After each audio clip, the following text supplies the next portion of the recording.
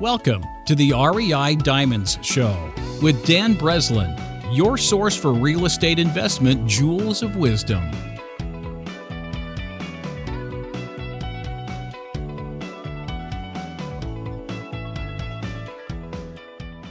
Welcome to the R.E.I. Diamond Show. I'm your host, Dan Breslin, and this is episode 180, How to Make $300,000 per year investing in mobile homes with no money down. If you're into building wealth through real estate investing, you are in the right place. My goal is to identify high-caliber real estate investors and other industry service providers, invite them onto the show, and then draw out the jewels of wisdom, those tactics, mindsets, and methods used to create millions of dollars and more in the business of real estate. Today I'm here with Jay Harvey from Trailer Cash Academy. I get it. Many scoff at the notion of investing in mobile homes, especially when those mobile homes are located within mobile home parks where the quote-unquote owners of the trailers don't actually own the land where they sit. Now, Jay focuses on exactly those deals and has discovered them to be a producer of quick chunks of cash in a niche with very little competition. Our conversation ranges from finding the lowest risk opportunities anywhere in real estate, not just the trailers, to some of the reasons why, if you're into mobile home investing, you should run from certain deals. Now, Jay has closed more than 400 transactions himself, and he's helped more than 800 students go out and close their first trailer transaction. Please enjoy. All right, welcome to the R.E.I. Diamond Show. Jay Harvey, how you doing today? Man, I'm doing well. Thank you for having me. Nice. So it's like dead of winter here in Chicago, December. It'll probably be January when the listeners first have a chance to hear our conversation today. Just to memorialize it, it's snowing out the window. But where at in the U.S. do you record from, and what's going on there right now, Jay? Sorry to hear about the snow you're having. I'm actually out in Irvine, California, so it's actually a really nice day outside right now. Nice. Have you always been there, or did you migrate there on purpose? Yeah, my wife and I, we moved here from Phoenix, Arizona, a little over a year and a half ago. It's been great, man. I'm originally from Indiana, Gary, Indiana, but obviously, with the snow and everything like that, it's just not my cup of tea anymore. I'm more of a West Coast guy, so that's where I'm at right now. Nice. I've kind of set it in my mind to like the winter this year. I migrated from Philly to Chicago to be near my daughter originally, and Chicago and Gary have pretty much, I can see Gary almost out the window here across the lake, right. And we have almost the same weather. A lot of people, including myself in the past, would complain about how cold it gets in the wintertime, and one of my mentors told me, he's like, "You're not a tree, like move if it's an issue." But anyway, enough about the weather, enough about the locales. So let's start with the origination story, Jay. How did you begin investing in mobile homes? Yeah, really great question. So my wife and I, we did the whole 9-to-5 thing, and we drank the Kool-Aid, and we reached a point where we were both like, what are we doing with our lives? We felt unfulfilled. We felt like, there was just something more that we had to give the world. So we actually ended up going to one of the Rich Dad, Poor Dad events after we had tried a bunch of things together. Like we tried personal training together, selling those crazy rap things, even a photography business. And we thought that real estate was the best option for us. So after going to that event, we were like, hey, we're ready to dive in.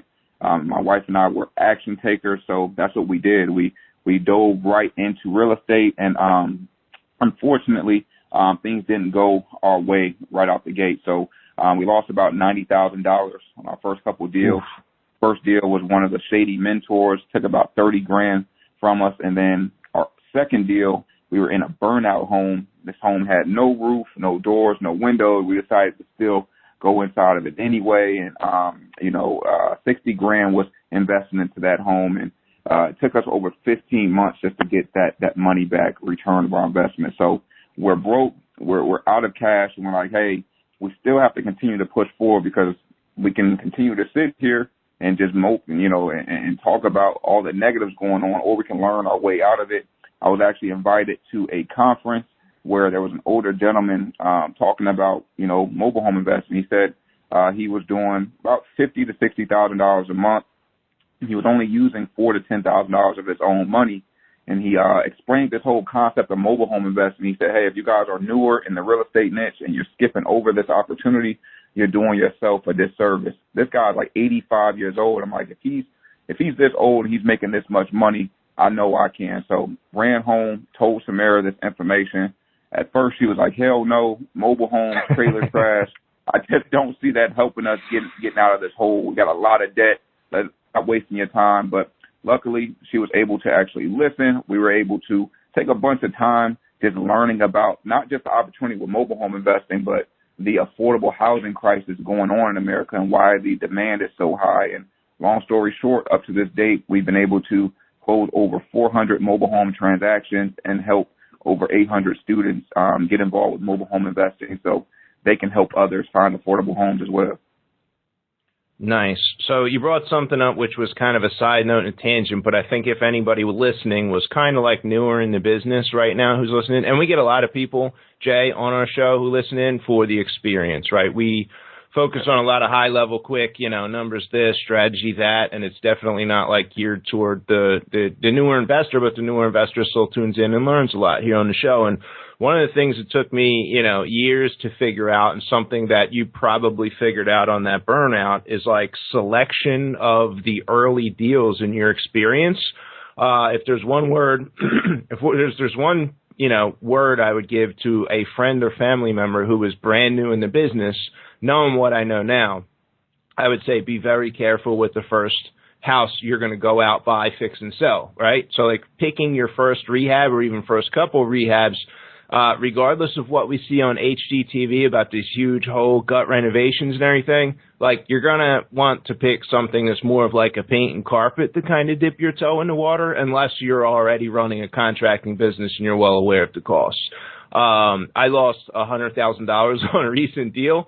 And it was the same kind of a thing. We kind of got in, too much. It went on for the same 15-month time period that you were talking about there, Jay, and we didn't know it was going to cost so much in construction, and the contractor took us for a ride. And this is on the heels of me. Like I do 200, and we did 260 deals so far this year. So like I'm experienced, and I got caught my ass handed to me on that deal for that $100K, and it was like within the last 2 years. And luckily, most of our deals we actually make a profit. But selection of the first deal with an eye toward the risk and the construction, the size of deal is going to be a huge risk. I mean, you would probably agree with me there, right, Jay?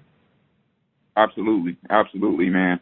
Really just doing some due diligence. I know a lot of people, they're just eager to get started, and you're just trying to take action, because you hear what everybody says, take action. If you're just standing on the sideline, you're not making moves. But doing the proper due diligence is so vital. Instead of just going into anything that you see first come first serve mentality. That's not the way you want to do it.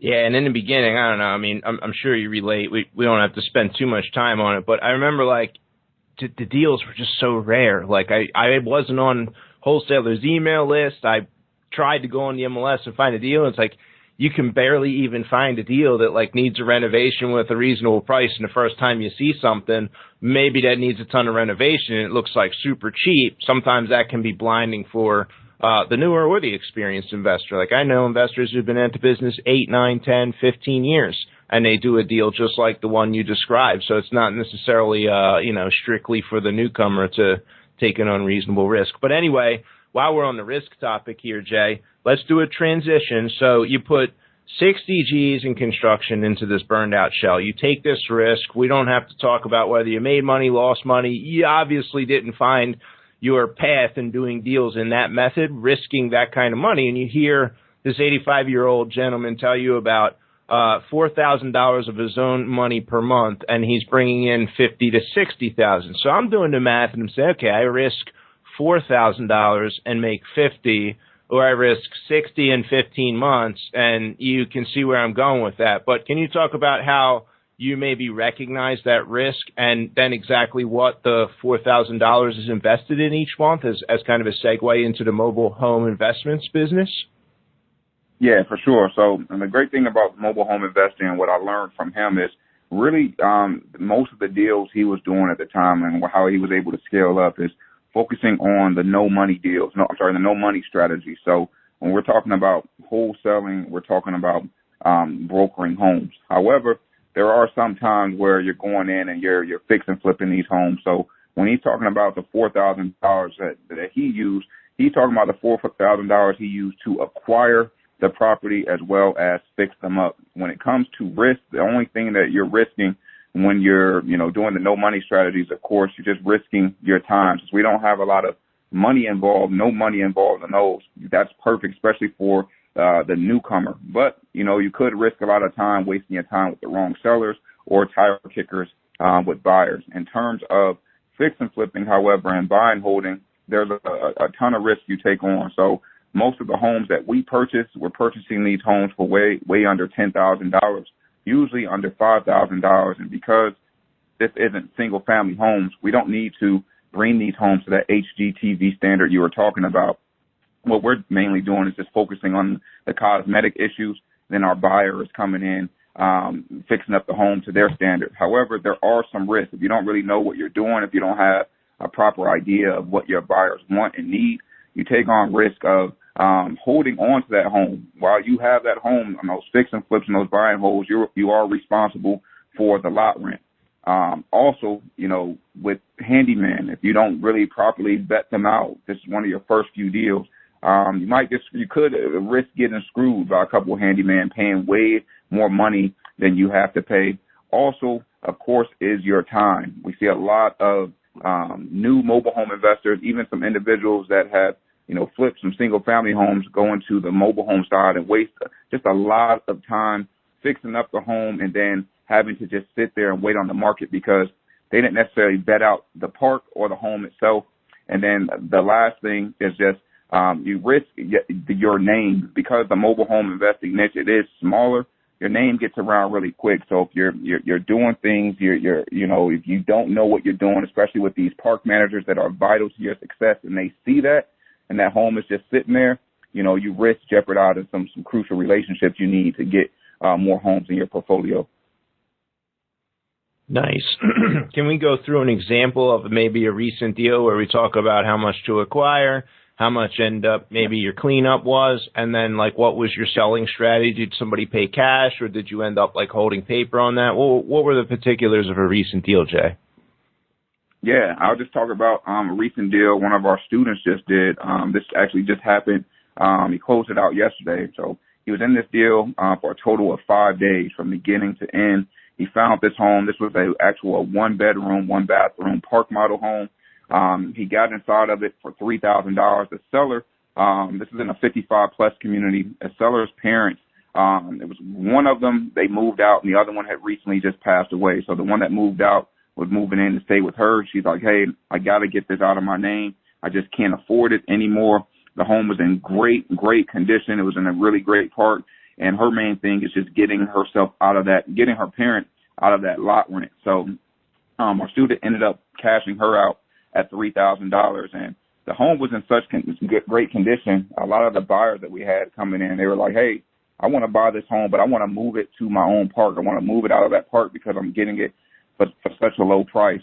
What the student ended up doing, he actually did the park a favor. He actually decided to sell the home to the community so the home stays in the community, and he ended up selling that home for $20,000. So he ended up making $17,000 in just about 5 days in and out. And the cool thing is he didn't have to put any money into the repairs or any lot rent. So that $3,000, it just really went to cashing out the seller. He was able to pocket $17,000, and then the park ended up being able to keep that home in their community. How much was the lot rent there, and could you define lot rent and kind of the context? Yeah, so the lot rent in that community is $650. Lot rent, it's pretty much the cost you pay for your home sitting on that individual's land. So the individual that owns that land is usually the park owner. They own the land. All they care about is the lot rents coming in each and every month. They don't necessarily want to have to do anything with the home. So as long as you have a home in any type of mobile home community, you are going to be responsible for paying some type of lot rent. Usually in most of the country, lot rent can be as low as $200. We've seen lot rents go all the way up to closer to $1,500. So that's pretty much what lot rent is in a mobile home community. Yeah, and we do deals only when there's fee simple interest and we have a mobile home. So in Atlanta, there's a pretty decent number of outlying mobile homes on land that's owned by the seller. And a lot of times the land is not really valuable enough where someone's going to build new construction. But there is a vibrant market for these mobile homes, and they own the land. And those lots with the mobile home, right? For us, it's more of a real estate transaction, it sounds like, Jay, on this one, than it is about the home itself where you have the lot rent. But we'll sell those anywhere from, 30, 35, 45,000, depending on the condition and the age of the home there, all the way up to close to like 80, 90, 100,000 on the high end. That's pretty rare. I mean, we got to be like lakefront mobile home, you know what I mean, to get close to 100,000. But people love them. They snap them up. They're very affordable houses. What year was this one in the example that you gave? Can we get like an idea of how old the home itself was? Yeah, this home was actually a 2005 home. So it wasn't, necessarily brand new, wasn't too old. This was 2005. And the crazy thing is, as long as the home is in good condition inside of these communities, if that community is a 3 to 5 star rating, homes can be built in the 80s. We've seen some double wides still selling, even though they technically depreciate in value. We've still seen these homes sell for $30,000, $40,000, and $50,000, depending on the condition and the type of park that it's in. Would this student have had the option to sell this for more money if he were willing or she were willing? I don't know that it was a guy necessarily, but to sell it for more money on the terms, $280 a month or something like that? Absolutely. He weighed out that option because he was brand new. He was like, hey, I'm trying to build a business. I'm really focused on driving revenue. His other option that he was looking at, I think he was looking at selling it on payments for closer to $28,000, $29,000. He was going to be cash flowing somewhere between $300 to $375 per month, and he was going to be charging, I think, somewhere between 8 to 9% interest on that as well. Yeah, and some of the risks with taking the payments over the cash now, and I probably would have made the decision that your student did on this one personally, looking at the risk, is, if the payments go bad, suddenly what? I'm kind of in the balance to pay that $650 for, how long does it take to unwind a payments deal, Jay? Is it a 2-3 month process, or could I be like held up for a year trying to get, this bad, you know what I mean? Yeah, so typically in mobile home parks, the eviction process is pretty standard, very similar to, apartments or single family homes. It could take you a solid 60 days to fully go through that process. So he was thinking about that. He was thinking about, hey, do I really want to deal with that, even though this is a really good community? I'm in this home for $3,000. Yeah, I know I can get a $3,000 down payment. I'm all in, at $3,000. I'm going to cash flow. I don't have to be in the negative. This is great. However, I have a new business. I need revenue. I've got, marketing. I got operations costs. I've got, he has a small team on his hand as well. So they all need to eat. And he just made that decision to cash out. Like you said, I would have did the same thing. Yeah, especially with COVID, eviction freezes, all of a sudden you're going into court. Like, it could be like a very uncertain process in our current economic environment, that's for sure. Exactly. Cool. So let's talk about some red flags that show up on deals. Jay, if a student or you're looking at a park or a home, what are some things that, fall into those 5 or 6 risks that you were talking about that you would run away and say no deal for? Yeah, so one of the first things a lot of students find this out the hard way is you go inside of a community, you get a deal done, but you never really vet out the park manager. And sometimes the park managers, they're non-investor friendly. So what they do is you'll have a deal, you'll have it ready to go, but by the time you sell it, they'll make it extremely hard for your buyers to get approved to live in the community. This actually happened to us a little over 2 years ago, where a home we thought we were going to sell in 6 days, it actually took us 6 months because they were very, very stern and strict on who they brought in. They really weren't trying to have us get in and get out. They knew what we were doing, and they didn't like that too much. Another thing, another red flag is handyman. If you're not properly vetting these handymen out when you are doing these the fix and flip and buying homes, if you're not vetting them out, one, sometimes they end up taking way more time than they originally promised you. Two, sometimes they drag it out so that they are getting paid more, so you end up losing a lot of time and money if you're not going through the proper vetting process. Another thing is just not knowing your demand. So you might have a really good home. You got a double wide, $19.95. You got it for under $5,000. You're like, man, this is a really good deal. However, this is in a 55-plus park community. That means that anybody living in the community has to be 55 years or older. And you didn't think about that, but you put the home on the market. Now it's taking you extra time to sell. That same home could have sold in 2 weeks, maybe 3 weeks. In a family park, it might take you 2 to 3 months because there's many more individuals that are looking for those 55-plus homes. There's more supply out there, a little bit lower demand. And then the last thing is just not doing your due diligence as far as just really understanding who your buyers are and what they need. Sometimes you see that first deal, just like we talked about earlier, and you see it, you're like, hey, I got to get on this. And you end up spending way too much money on the home. By the time you sell it, you end up sometimes breaking even or just not making as much as you initially thought. So I think those are the main red flags, I would say.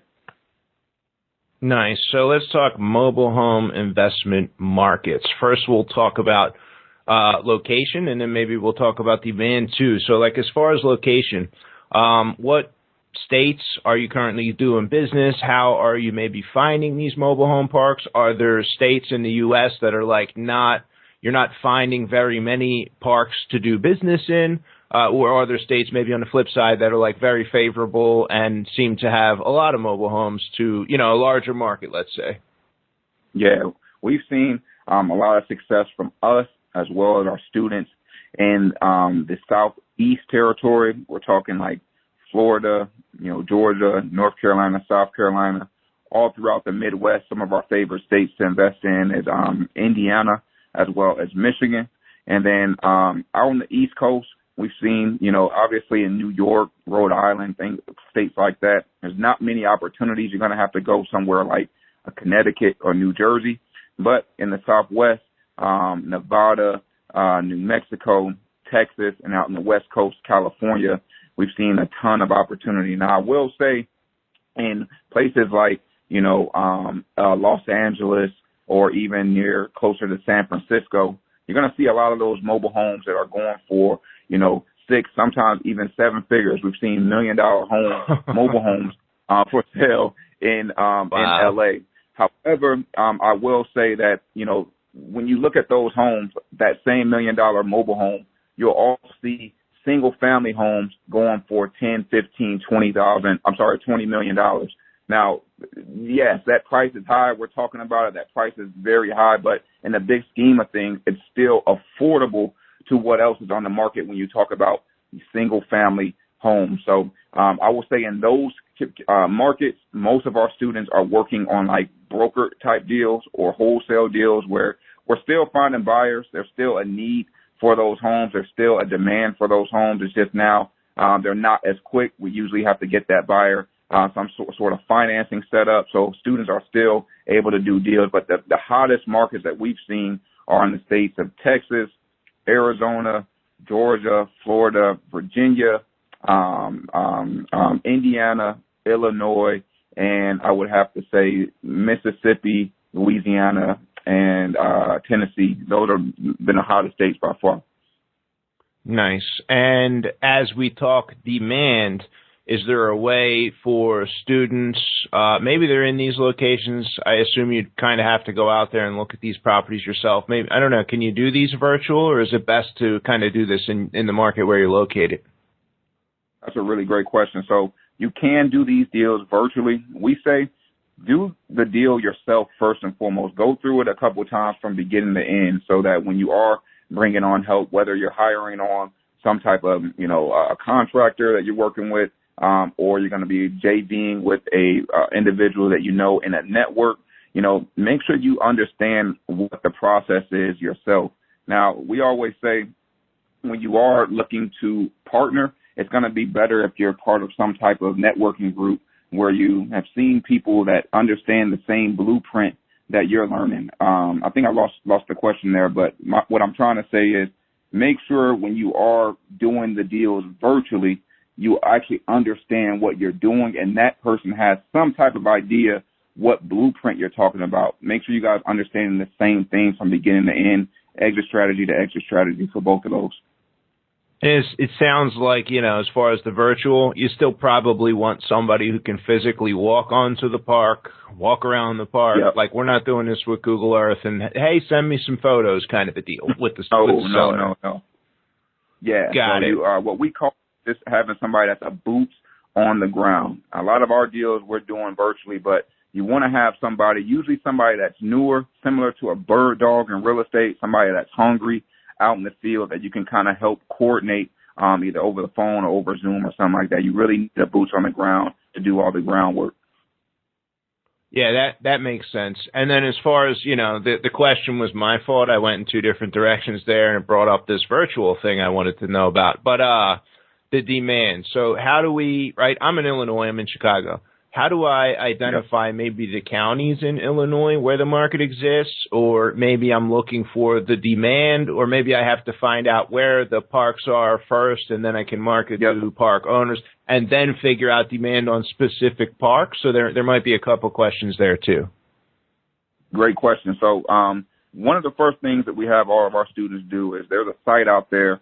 It's called MH Village. So MHVillage.com is the largest online marketplace for buying and selling mobile homes. So the great thing about MH Village is you can find all the parks around you in your state, in your actual city. You can even filter it all the way down to your zip code. So we say start there, gather up a list, create some type of list so you know exactly where the parks are. And as far as demand, what we always say to do is just test. We like to utilize Facebook and Facebook Marketplace.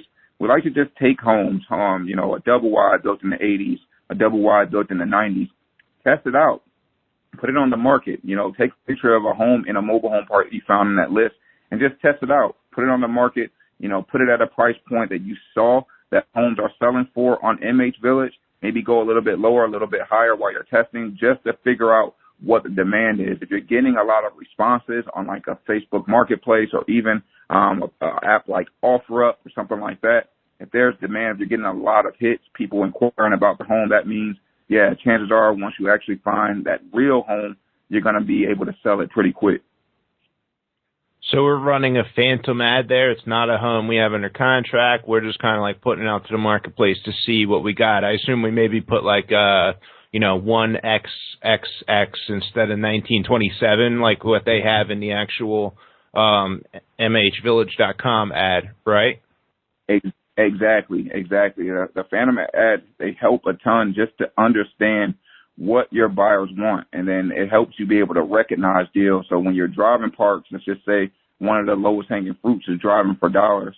A lot of those people in the communities, they only put that sign in the window. They're not marketing it any type of other way. So when you go and you get that home under contract, you already have an idea if that home could sell fast or not because you've done a lot of testing before then. What is the average or maybe ideal size as far as number of homes in a park, and how would you figure that out so that you're not wasting your time? I mean, if I'm going through a park, Jay, and there's like 17 homes on 1 acre, I'm feeling like that's obviously less opportunity than 350 homes, but what do those numbers look like as far as market size when you're selecting a park to work? Really great question. So we've seen in most of the parks that we work in, the 3-star, the 4-star, and the 5-star communities, usually there's at least 100 lots in there. We've seen some lots as big as, 1,100 different lots in a mobile home park. The smaller communities, the 1-star, the 2-star communities, we've seen those communities have like, the 50, the 17, the 25, the 30 type of different homes. So it's not necessarily the size of the community. it's more so from what we've seen. Demand comes down to like the location of that community. What are the amenities in that community? You know, what's that safety rating looking like? What's the upkeep of the park? You know, how is that park manager relationship with the actual tenants that live in there? So there's a few factors. I will say, if you're finding communities, and let's just say you found a community that doesn't have 100 lots, it might have 50 or so, you know, drive that community yourself. You know, just see what it looks like. Does it look safe? Is it close to highways? Is it close to shopping? Is it close to schools? You know, does it have amenities? Does it have a pool? Does it have, you know, a playground? Check those things out, because most of our buyers that we work with, they don't necessarily care about the size of the mobile home park. They care about like what's in it for them feature-wise outside of their home. Let's say we have a student of yours, right? Or me. I'll play like I'm going to be your student, Jay. I want to make $250,000 a year. And that would be after I spend $4,000 a month. So, you know, I'm going to have to net or bring in gross probably $300,000 a year. What would I need to bring to the table as far as seed capital if I came to the table right now, Jay? And how far of a radius would I expect to have to work? Maybe number of parks, maybe not. Maybe it's a 2-hour drive from Chicago. Maybe it's a lot less than that. But like, what expectations realistically, or can it not be done? Is it not really a reasonable goal to ask in the first place? No, it's a reasonable goal. We've had students doing that. We have students doing that right now. So it is pretty high for a newbie, but I will say it can be done. As far as seed capital, surprisingly, you know, when I say this, you might not believe me, but you don't need much more than about $15,000 to hit that type of goal, because what we teach our students to do is to focus on scaling the whole no money strategy. There's a lot of opportunity regardless if individuals are staying in that retail market or if you're able to snag it at a wholesale price. So as long as you're focused on those strategies, you can hit that goal, and you can start this business with $15,000 minimum or a little bit less and still be able to hit that big goal for yourself. It's just more so about you making sure that you understand, you know, your market, understand what systems and processes are needed, and then how to properly delegate and automate different tasks within your business. But it can be done, and you don't need much to do it. Because, again, we're not necessarily focused on fix and flipping and buy and holding. Those are options that we can do, but what we've been able to do and scale consistently, hit 6 figures, is focusing locked in on the no money strategies. Yeah, and I mean, one of the buttons I'll put on that too, and I've also learned, so that deal myself I shared early in the episode where we lost 100 G's, it was like $100,500 and something dollars that we ended up losing on that one. Man, that's a big number. Anyway, one of the lessons that came from it is, oh man, you know, money loves speed. You got to get in, you got to get out of a deal. So if you are fixing and flipping houses, like, you better be damn good at it to get that thing done 30, 60 days, get out of it quick. You know, big, huge projects, that's not my strong suit personally. Like, I now stay away from intentionally any rehab project that's going to need drawings, approvals from zoning changes. Like, we're not doing second story additions, all this like the HGTV kind of stuff. We're doing like kitchens, bathrooms, getting out of there and moving. And ideally, like, you know, a house that I can do either a kitchen or either a bathroom or, you know, paint, carpet it, and kind of like a light reno, even better. But what you're talking about too is the money loves speed philosophy we talk about here on the show a lot. It actually applies when you're talking about this no money strategy, because you're compressing the timeline. I hear the stories and examples you've talked about already, Jay, where you're like, yeah, they own that one in 5 days. You know, the handyman is dragging me out by days and days and days. And like, I made the connection, right, to connect the dots of, oh, the lot rent at $250 a month or $650 a month. Man, that's a big risk. That's chopping it down to play against time. And focusing on the no money strategy and not getting caught up in painting, carpet, and doing like, you know, more rehab than is necessary, and instead focusing on getting in and out of a business quickly and being like highly transactional, it makes this business an attractive proposition. Exactly. You know, when we first started, my wife and I, you know, we were, you know, playing that buy and hold game. We were doing the fix and flips, but like you mentioned earlier, it's just taking on a lot of risks and jeopardizing a lot of time. We were saying, man, for every fix and flip that we do, we can actually close 5 to 6 no money deals. 5 to 6 no money deals for every fix and flip. So as soon as we saw that, we started to look at the numbers. We were saying like, hey, if we want to consistently do 6 figures, we got to do what works and start focusing more so on value. You know, it's easier said than done. Again, I stress having the right systems and processes in play. But when you have those things, a lot of people think, oh, I have to fix and flip my way up to that number that you talked about earlier. And that's not always true. It's just what I was trying to say. And it's the $300,000 a year example, give or take. It could be a little less, could be a little more. It's a life-changing number for a lot of people. I know it was for me. What size of a team? What does the team look like of one of your students? How many, people are there? What are they doing? And what is like the radius or number of markets that they're actually in? Are they in like 4 or 5 different states doing a kind of a big thing, or are they like able to drive down in a near localized market and kind of be the king of the mobile home investing strategy where they're located? So most of the students that are hitting those numbers, they're really taking over one state. What they're really focused on, one, they have to have a person that's good at marketing. What we like to teach is, hey, if you're ready to scale and you're trying to hit those type of numbers, you need to be focused on like SEO optimization with your website, making sure you have direct mail. So they have a team in place just taking care of their marketing and not necessarily doing it themselves. They also have 1 or 2 boots on the ground, people that's out there just hungry, looking for deals. They can get those deals done. They have a mobile notary on their team, so they're not having to have their team meet with the seller or buyer at like a bank or something like that. They're slowing down the time just by having that mobile notary on their team.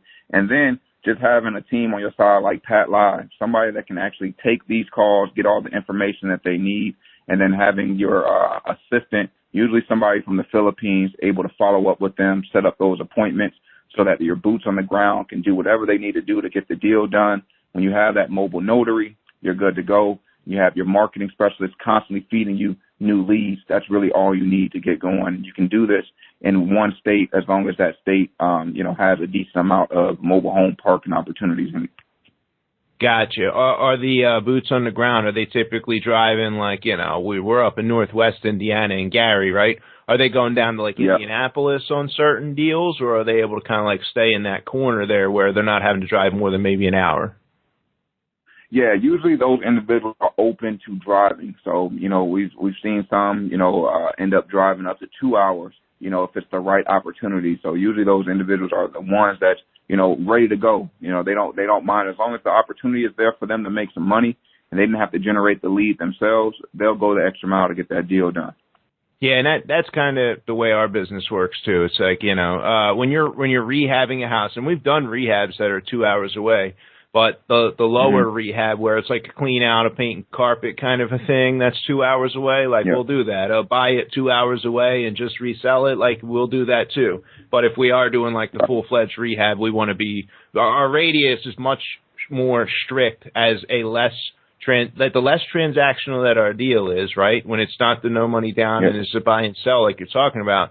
But when we're rehabbing houses, the radius is much smaller that we can perform at the high level that we need to quickly, getting in and out of the project, back on the market and sold, versus, the further the radius is out for me, the more it has to be that, as you call it, the no money down or the no money deal strategy where it's strictly transactional. So that's cool. That's good to know. I appreciate it. Nice. That's cool. I had that as a question, which we answered. Let's talk about the best deal you've ever done or maybe seen done, Jay. Yeah, man, the best deal I've ever done myself. This was early on in our career. We ended up getting a free home. This was a free home from a seller. There was another individual there. Mother had passed away. They didn't know how to sell the home. They were just trying to get in and get out. They actually had to get back to Michigan. This deal was done in Phoenix, and they had to get back to Michigan within a really specified time to get back to work. So they literally gifted us the home so that they didn't have to do anything, with the park, finding the buyer, getting them all qualified. They just didn't want anything to do with that. We're like, are you sure? Are you sure you want to do this? They're like, yeah. Please just take this away. We got the title to the home. We ended up selling that double wide in less than a week for $35,000. $35,000 less than a week. And the cool thing was the buyer that we had, they were already living in the community. They were just living in a smaller, like a single wide home. And they were already looking for a home, a double wide home in the community. They were looking at another home in that park, and we were able to get them a better deal with this home. So $35,000, really, really quick, less than 7 days. It was just too fast. That was our best deal to date so far. Nice. Obviously, you would recommend this strategy for people just getting started. Who else does it make sense for? Why do you recommend this strategy? You're so excited about it, and a lot of the reasons have already come out. But like where you and Samera were early on, you and your wife were early on, where you were trying some different things. Like I went through the same thing, and a lot of people I'm sure have, and maybe someone's going through it right now. And to be able to hit on that transactional thing, you would recommend this. Are there any things we haven't really touched on that you would tell somebody who was like, yeah, it's just like you? I don't know, mobile home investments, Jay, really? Well, it sounds like you're doing some things, and, you know, why should this work for me? Yeah, I would say this. The main thing, if I'm putting myself in that person's shoes, is, you know, I'm thinking about all the different seminars we went to, you know, all the learning we did. And, you know, real estate investing, it can be kind of confusing just trying to pick out, you know, which niche that you want to start in. I like mobile home investing because, you know, these deals are done so quick. We mentioned this earlier. You don't need a bunch of time. You don't need a bunch of resources. You just need to have the ability to learn and then apply what you learn. And the whole idea is generating revenue as fast as possible so that you can level up to that next avenue within real estate investing. So, you know, your goal might be to get to the commercial side. You might be to get to the apartment flipping side or wholesaling apartments, whatever that goal is. No matter what, you're still going to need to learn your way up to that point. Mobile home investing is going to be able to help you start to analyze deals, use these real estate strategies that you're going to be using anyway, just on a smaller scale. You're going to be able to build confidence within yourself so that you can build your business up and work your way towards whatever bigger goal that you have with real estate investing. Just gives everybody a shot to just build that confidence to close some deals, and especially less than 30 days without needing a big team. I would say anybody can do it. It's just about learning and then applying what you learn. I'm curious what, you know, your context may or may not have, you know, the background of additional markets, meaning like you were wholesaling houses or you were buying renovated houses. But I'm curious what your take is on the level of competition in this space, this niche of mobile home investing versus maybe other niches like, you know, flipping houses or wholesaling houses or any of the other things that you might have tried. Yeah, the cool thing is in this niche, there's just not a lot of competition. You know, even though I consider myself an expert at this point, there's still not a lot of people that know about it. I guarantee once this COVID situation is over and you guys are able to start going back to your real estate investing association meetings, you start telling everybody that you're a mobile home investor. There's still going to be a lot of people that look at you funny. There's going to be a lot of people that laugh at you. There's going to be a lot of people that ask you, you know, what the hell are you doing in that niche? That's a waste of your time. That just lets you know that the level of knowledge, the level of opportunity here, there's an abundance of it. The level of knowledge, there's an abundance of knowledge to be gained because there's a lot of people that are not taking advantage of this opportunity because they just don't know about it. We run into plenty of real estate investors and real estate agents that get these leads all the time. They're just throwing them in the trash until we start to educate them on how they can actually turn these leads into cash and help them generate more, you know, marketing dollars for whatever business that they're in. There's just a lot of opportunity here. And a lot of people still don't know about it. I still feel like the new kid on the block in terms of, you know, real estate investing. Yeah, and we've done a handful, and we stay away from any of them that are in lots because for us, it's like time-wise, we don't really have the time to do the due diligence on the park owner and kind of, you know, see if it works and figure out demand for the one-off that we get, right, Jay? Like in our business, we get 3,000 leads per year. Or more in all the markets. Most of them are in houses because that's what we focus on, but a couple of them sneak through from parks somehow. And we get bogged down trying to do business our way, and it's not where we're focused. But anyway, some of the experience I have with these mobile home investments, I knew a guy back in 2007, I got into business, and he wanted me to take over his portfolio of notes that he put together on his mobile home investments. And I went way down in Delaware to this different park, wherever it was. And I remember meeting one of the homeowners, right? She lived in the mobile home. And she was like almost filled with like tears about, I can't even remember the guy's name, but he gave us the opportunity to own our home and we make our payments here and this is ours. And, you know, it needed a lot of work when we moved in and we fixed it up, but we're like really proud to live here. And I don't know whether they owned the land underneath. I don't think they did. I think it was more of the strategy that we focused on here today. But the fulfillment side of the business for the people who are buying it, I imagine that's a huge satisfaction at the end of the day, right, Jay? Oh, absolutely. Absolutely. That's the thing. A lot of people think that these people that live in these mobile homes are like trailer trash or they're not going to make their payments. But at the end of the day, these people are hardworking people.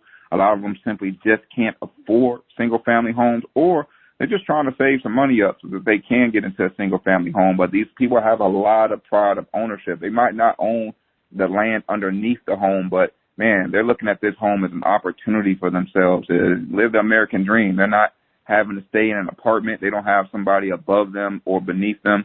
And a lot of them, they take care of these homes no different than somebody takes care of their single family, their stick-built homes. A lot of people take pride in these homes. And you talk about the affordable housing crisis we talked about earlier. A lot of people are suffering from that. So when you're able to, present someone an opportunity for them and their family to get out of an apartment or get off of the streets and actually have a home so that they can fulfill their dreams, it does something to you. It gets to the point it's not just about making more money. It's about, man, how many more people can I help? Because the more I do this, the more fulfilled I feel in my purpose and what I'm doing. Nice. So what two books, do you recommend most often to people, Jay? The two books I recommend, I would say, the first one is Deals on Wheels with Lonnie Scruggs. That's a really, really, really good book when you're first starting out. And then the second one, man, I would say that's really the one book that we read when we got started. There's another one called Wobbly Boxes. I don't have the author on that one, but those are the two books that we read. Deals on Wheels with Lonnie Scruggs, and then there's a book out there, Wobbly Boxes. Deals on Wheels, you're not going to be able to find the hardcover on that one. You're going to have to go to Google. There's I believe there's a free PDF version on there now. They don't print those books anymore. Nice. So this is the R.E.I. Diamond Show. My final question, the show is all about the jewels of wisdom. Those are the diamonds, right? So that said, let's talk about the crown jewel of wisdom, Jay. Is there one thing that you would share with your younger self, or maybe one thing you wish you knew then that you know now? Yeah, man, I would say my main thing that I would tell my younger self is to continue to dream bigger, have a bigger vision, and not just focus on that, that day that you're looking at or that next week, that next month. Have a grand vision for your life. Set some big, audacious goals, because you'd be surprised how fast you can actually get to these goals and actually achieve them once you have some type of navigation system versus just going each and every day, seeing what you get. Starting off, I would really say drive into your vision, really focus on your strengths and understand your weaknesses. Start to attack those weaknesses each and every day so that you become more confident and you're able to grow a lot faster through the journey. Nice. How can listeners get more Jay Harvey or find out more about the Trailer Cash Academy? I would say everything you need, go to youtube.com/Trailer Cash Academy. Ton of free information on there. We've got hundreds of videos on there. We usually respond to those comments as well. We make it very personable. So youtube.com/Trailer Cash Academy. All right. Sounds good. Hey, I got a couple pages of notes. Really cool topic. Love talking about something that, it's the first we've had on the show. Anybody who's doing it and doing it at a high level. So that's really cool. I appreciate you coming on the show, Jay. And I appreciate you having me. Thank you so much. Off-market real estate deals. All of us real estate investors covet that rare, profitable off-market real estate deal, often bought with very little competition. The problem is many investors futilely try to develop their source of off-market deals through real estate agents or wholesalers, only to become frustrated when they discover that they are not the only buyer in that real estate agent or wholesaler's network. The only real way to have a consistent source of off-market real estate deals is to develop a business of attracting those deals. Enter the R.E.I. Deal Machine. Originally developed as a resource for high-volume investors to build teams of drivers who are literally driving their market looking for rundown and distressed property, the R.E.I. Deal Machine simplifies the process of route tracking, lead generation, and literal push-button marketing to allow you to focus on the highest value skill set a real estate investor can build, and that is negotiating profitable real estate deals. For a limited time, you can register for free access to the R.E.I. Deal Machine at reidealmachine.com. You'll have a chance to play around with the system, take a demo, and actually begin using the app at no cost. So go register free right now at reidealmachine.com. Thank you for tuning in to the R.E.I. Diamond Show. Remember to review and subscribe on your podcasting app. Just search R.E.I. Diamonds and click subscribe. Interested in receiving my weekly Big Idea email, where I provide the most valuable jewel of wisdom that I discovered during the recording of the most recent episode? Just sign up at reidiamonds.com. At that site, you can also access the 177 episode archive. Again, that's reidiamonds.com. In 2020, my house flipping business, Diamond Equity Investments, bought and sold 283 houses. And we've done 8 so far this year. Well, mostly houses. A few of them were apartment buildings. We currently have 111 more in our inventory. And here are 3 ways that you and I can do business. Number 1, are you interested in having access to the best real estate deals in your market? In other words, access to deals you can buy at low enough prices to actually profit after renovating and reselling? If so, go now to www.accessrealestatedeals.com. Number 2, are you an accredited investor who enjoys double-digit returns? I know I am. If you'd like to potentially invest passively in my real estate deals, go to www.fundrehabdeals.com and sign up to receive my private mortgage investment opportunity emails. Number 3, finally, I am always buying houses that I can flip and occupied apartment buildings with below market rents. If you have a deal that fits that description in either Atlanta, Chicago, or the Philadelphia region, please send me an email with the details. We are at the conclusion, my friend. Next up, high-volume mortgage note trader Brian Lochner joins us to discuss his transition out of hard assets, houses, apartment buildings, and into strictly paper, trading notes. Experienced real estate investors often own some portion of their net worth in mortgage notes. Do you? Catch you next time for that discussion. Thank you for listening to this episode of the R.E.I. Diamonds Show with Dan Breslin.